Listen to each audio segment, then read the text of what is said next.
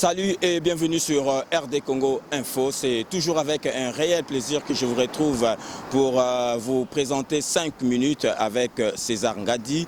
Une fois de plus, je vous la présente à Kinshasa parce que Tozali, Tilelo na Kinshasa, boyebi ke toyaki ko kunda ko assister na enterrement ya Papa Wemba, Tozali kaka na Kinshasa. 5 minutes ya lelo, ezali kotalela toujours liwa ya Papa Wemba. Lelo torlobana 5 minutes concernant ba sapeur na biso surtout à Paris, oyo bazalaka kuna ba monani ebelete na matanga. Pour ne pas dire que ba monanité.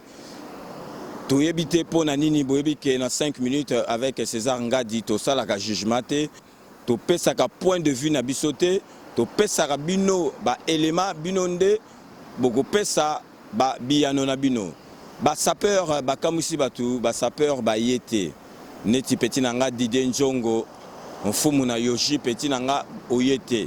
Siko tozali komituna na 5 minutes, est-ce que ba sapeur ba yete pona nini? Est-ce que ba sapeur bazanga ki mbongo ya billet? Est-ce que ba sapeur bazaki na problème administratif ou ba sapeur ba kipaki bango bien te?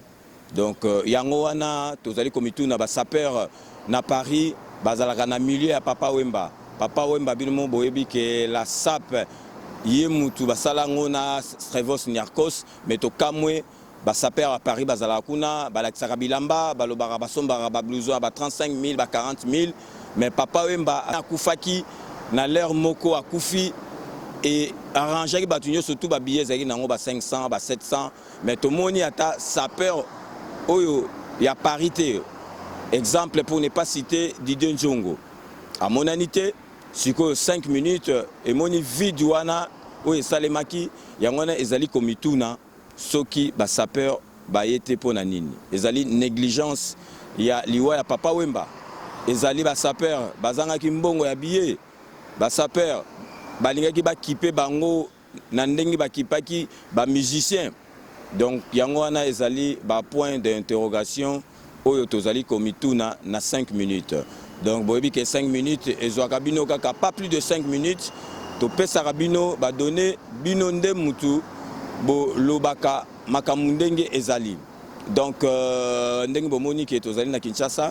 Donc, la réalisation c'est avec Gradi Mouya, Moutazo Salama Solo, na caméra ezali Kelly Kiala. Donc, to tikibino bo pesa biso biyano concernant absence ya ba sapeur au à Paris, au balata babilamba cher, mais Papa Wemba na bango pape ya sap a koufi ba monanité. Ndeka tolobara na 5 minutes avec César Ngadi, nous vous laissons le soin d'en tirer vos conclusions.